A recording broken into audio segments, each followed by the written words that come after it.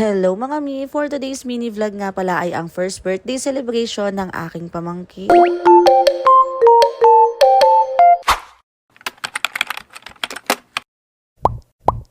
Malapit na nga pala yung birthday ni Kenji mga mi at hindi ko pa rin na-upload to. At ito nga mga mi, nagbabasta na kami ng mga dadalhin namin dahil nga pupunta na kami doon sa resort. 7 PM to 5 PM nga pala kinabukasan ang napiling time slot ng aking kapatid. Medyo mahirap kasi bumangon sa umaga kapag 7 AM nga ang aming time out. Hindi na ako masyado nakapag-video niyan mga mi ng aming pagbabasta dahil nga masyadong excited tong mga batang to. Si Kenji mga mi, tignan nyo kahit na nga gabi na ay game na game pa din siya maligo. Bukas pa nga pala mga mi, planong ganapin yung birthday ng aking pamangkin para nga maganda-ganda yung lightning. Pero wala rin naman masyadong bisita, kami-kami lang din dahil nga masyadong mahal kapag mas maraming tao dito. Yun bang makaraos lang ay okay na. By the way mga mi, third time na nga pala namin dito sa resort na to. Gustong-gusto nga kasi namin yung ambience dito dahil napaka-relaxing niya. Isa pa nga sa nagustuhan namin dito ay nasa harap lang ng pool yung mismong event place. Kaya naman kahit nga naliligo yung mga bata ay lagi mo silang matatanaw. Luto nga lang pala sila dyan ng konting pagkain pang ngayong gabi. Dahil nga bukas nagaganapin yung pinaka big day ng aming batang makulit. Si Kenji dyan mga mi ay nako ayaw talagang umahon sa tubig. Heto nga tinakasan lang siya ng papasaglit para makakain. Tuwang-tuwa nga si Kenji dito mga mi kaya naman nakapag-desisyon kami na dito na lang din ganapin yung birthday niya. Gusto nga pala sana namin mag-explore ng ibang resort. Kaya lang si Kenji na nga mismo yung nagsasabi na dito niya nga daw gusto. Ay grabe mga mi, gabi pa nga lang ay sulit na talaga namin itong pool na to. Medyo mainit din kasi yung tubig dito. Tapos bigla ko ngang natanong to si Ate Ayesha, tignan nyo naman, hindi ko alam kung anong problema ng batang to. Tsaka. At nung mapansin ko nga si Kuya Janjan, tignan nyo mga mi, nagmumukmuk nga siya sa isang sulok. Ano ba naman kasi mga mi, bigla nga daw sumakit yung kanyang ngipin. Alam nyo naman mga mi, sumakit na nga lahat, wag lang talaga yung ngipin mo. Maya-maya lang mga mi, naglublub na nga din ako dito. At itong si Kenji mga mi, nung natuto nga siyang ilubog yung mukha niya ay ayaw namang magtigil. Kaya naman maya-maya nga mga mi, eto nga't bagsak yung batang makulit. Katulog niya nga mga mi, sinamantala ko na nga yung oras at eto't nagtoothbrush na ako. Tulog na rin kasi si Papa niyan dahil nga medyo nakainom na siya. Tapos paglabas ko mga mi, eto nga't nag-aayos na sila. Kamuntikan yan magka-pink mga mi, tsaka. Masarap na nga rin pala yung tulog ditong may birthday na to. Tapos nilipat ko na rin si Kenji dahil doon nga siya natulog sa walang foam. At paglabas ko nga mga mi ay tapos na nga sila sa decoration. O di ba mga mi, napakalaki ng naitulong ko diyan, tsaka. Ilabas na lang din namin dito yung mga gagamitin para sa sweet corner. Sa to lang mga mi, ang lakas makasyala kapag meron kang sweet corner. Pero asan ka, napakamura lang talaga ng rent dyan. Tapos biglang lumapit to si ate dahil nga sinabihan kami na bawal daw yung balon na may confetti. Ewan ko ba naman kasi sa kapatid ko, sinabi na pala sa kanya pero ikinabit niya pa rin. Tapos kinabukasan mga mi ay ginigising ko na nga to si Kenji kaya lang ayaw niya pa at wala pa siya sa mood. And as always, si Papa nga lagi yung kanyang hinahanap. Kaya naman nanood na lang muna siya saglit habang inaantay niya yung kanyang almusal. Ano ba naman kasi, nagpapaluto pa nga siya ng champurado dyan. At pagkatapos niya nga kumain at saka naman naligo na siya. Pagkain at laruan talaga ang katapat ng batang to para mag-good mood siya. Tsaka. Ate na muna yung may hawak sa kanya dito dahil nga wala pa si Papa. Umalis kasi si Papa para bumili ng kanyang salbabida. At ito na nga yung nabiling salbabida ni Papa. Nakakapagod daw kasi kapag laging kalong si Kenji, hindi kagaya nito kapag nakasalbabida, aalalayan mo lang siya. Nananahimik nga si Kenji at maganda na nga yung suot pero itong si Papa ayaw nga pumayag na hindi sila pareho ng damit. Abay kakabili nga lang ng damit na yan pero nakakailang suot na agad. Ganun siguro talaga kapag may anak na lalaki, iyan na nga talaga yung best friend ng ating mga asawa. Charing. Hindi na nga rin ako nagbihis niyan mga mi, nakapantulog pa ako pero naglublob na din ako. Medyo maganda nga kasi yung panahon nito dahil nga hindi masyadong matirik yung araw. At tignan nyo nga kung gaano ka-close itong aking mag-ama. Minsan talaga nagsiselos na ako. Charing. Past lunch na nga pala nito nung makumpleto nga itong aming mga handa. Tignan nyo mga mi, konti lang yung nagastos dyan pero ang syala dahil nga doon sa pa-sweet corner. Charing. Abay kamuntikan talaga magka-pink to. Pinaahon na nga din muna namin yung mga bata sa pool niyan para makantahan na si Ine ng happy birthday. Kaya lang tignan nyo mga mi, meron ngang bata sa likuran na agaw eksena. Abay hindi talaga siya nagpaawat, kukuha talaga siya ng handa. 5,